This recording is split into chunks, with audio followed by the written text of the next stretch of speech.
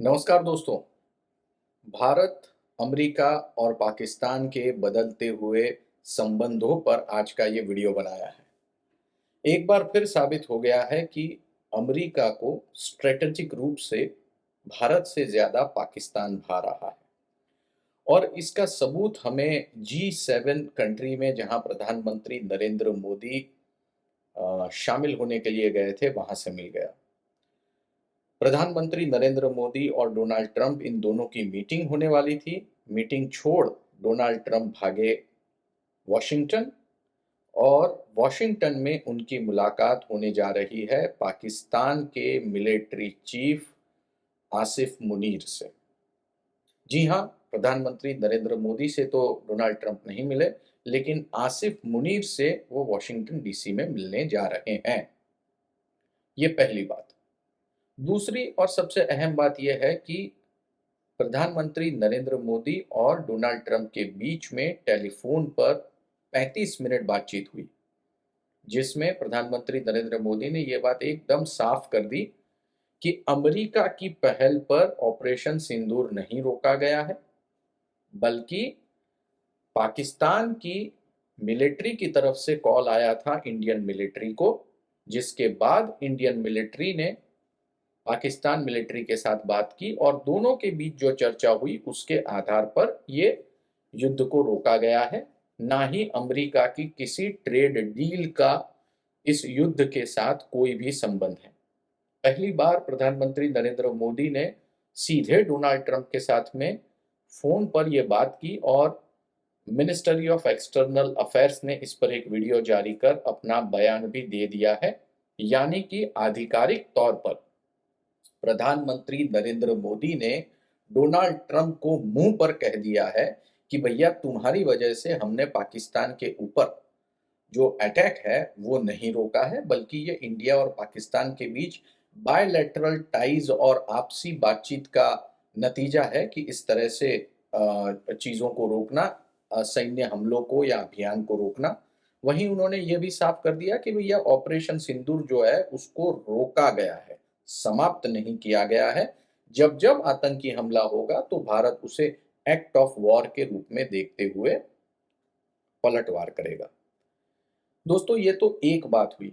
अब सबसे बड़ी और दूसरी बात, पाकिस्तानी संसद के अंदर 24 घंटे के अंदर नाट्यात्मक रूप से दो बयान आए और पलट दिए गए।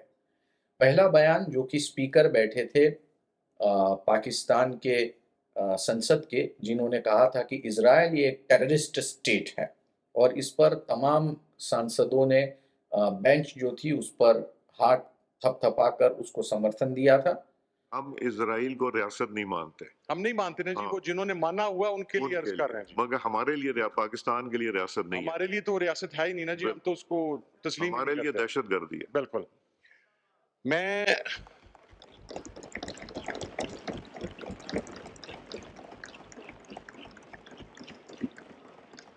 और डिफेंस मिनिस्टर ने बिल्कुल दूसरे ही दिन पलटी मारकर ये बात साफ कर दी कि भैया, हम इजरायल और ईरान के युद्ध में कोई भूमिका नहीं निभाने जा रहे हैं, ना ही हम हमारे बम यूज करने जा रहे हैं, ना ही हम किसी तरह से पार्टिसिपेट करेंगे।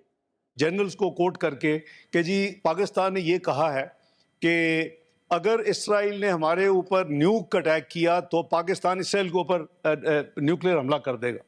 ये गैर ज़िम्मेदाराना और इतनी झूठी खबर है, और वो सोशल मीडिया में चलती चलती अभी मुझे थोड़ी देर पहले पता चला कि डेली मेल ने पिक कर लिया इंग्लैंड में। तो मैं और पाकिस्तान का डिटरेंस इज ऑब्वियसली, अल्लाह ताला ने इस मुल्क को ना सिर्फ न्यूक्लियर कुव्वत बनाया बल्कि मिसाइली कुव्वत भी बनाया हुआ है, और कई ममालिक को तकलीफ भी होती है, लेकिन ये हमारी अपनी सिक्योरिटी के लिए है, हमारी अपनी स्टेबिलिटी के लिए है, इस रीजन में स्टेबिलिटी के लिए है। वरना 9/11 के बाद दोनों फौजें 11 महीने eyeball to eyeball खड़ी रही। अगर ये ना होता तो शायद पता नहीं क्या हो जाता उस वक्त, क्योंकि इंडिया को तो कोई मौका चाहिए था। तो मैं सिर्फ ये क्लैरिफाई करना चाहता हूँ, चूंकि अभी भाई ने बात भी की है, तो मैंने सोचा कि मैं हाउस को जो अब तक की डेवलपमेंट्स हैं बैठा हूँ तो मैं शेयर कर लूँ। तो हमने कोई ऐसी स्टेटमेंट, हमारी तरफ से कोई ना स्टेटमेंट किसी ने दी है, इसको फैब्रिकेट किया गया है। इसको। और मैंने आपको वो मिसाल दे दी है कि ट्रंप कल प्रेसिडेंट ट्रंप की चल रही थी, और वो जब हमने 3 जगह से चेक करवाए तो वो AI जनरेटेड यानी वो फेक थी, वो जो क्लिप था लेटेस्ट। तो 24 घंटों के भीतर पाकिस्तान की पार्लियामेंट में 2 अलग-अलग रंग देखने मिले। अब एक बात ये भी सामने आ रही है कि अमेरिका पाकिस्तान के पास इसलिए जा पहुंचा है क्योंकि ईरान पर हमला करने के लिए अमेरिका को पाकिस्तान की ज़मीन की ज़रूरत है, जहां पे वो अपने मिलिट्री इंस्टॉलेशंस को रख सके और ईरान पर नज़दीक से हमला कर सके। क्योंकि इज़राइल से ईरान का जो डिस्टेंस है वो लगभग 950 किलोमीटर का है, दूर पड़ता है, लेकिन पाकिस्तान और ईरान के बीच में एक कॉमन बॉर्डर है। इसी के साथ अमेरिका ने जो साउथ चाइना सी की उनकी जो फ्लीट थी, सबसे बड़ा बेड़ा था, उसे भी शिफ्ट करना शुरू कर दिया है और डोनाल्ड ट्रंप ने साफ शब्दों में बता दिया है कि तेहरान का अंत जो है वो बहुत नज़दीक है। तो आखिर तेहरान के अंत के लिए भी उन्हें ज़रूर पड़ रही है पाकिस्तान की ज़मीन की। दोस्तों, यही वजह है कि Indian diplomats, Indian policy makers United states पर पूरा भरोसा नहीं करते। इंडियन डिप्लोमेट्स और इंडियन स्टेट्स यूनाइटेड स्टेट्स को एक इस तरह से देखता है कि आप अपने हितों की रक्षा करते हैं, हम हमारी ताकत पे हमारे हितों की रक्षा करेंगे। क्योंकि रशिया को देखिए, उसने अपना स्टैंड कभी चेंज नहीं किया। यहाँ तक कि चाइना भी देखिए, उसने भी अपना स्टैंड कभी नहीं चेंज किया। अगर उसे विरोध है भारत की बॉर्डर को लेकर तो विरोध है, लेकिन अगर वो इंडिया को सप्लाई करेगा चीजें तो सप्लाई करेगा।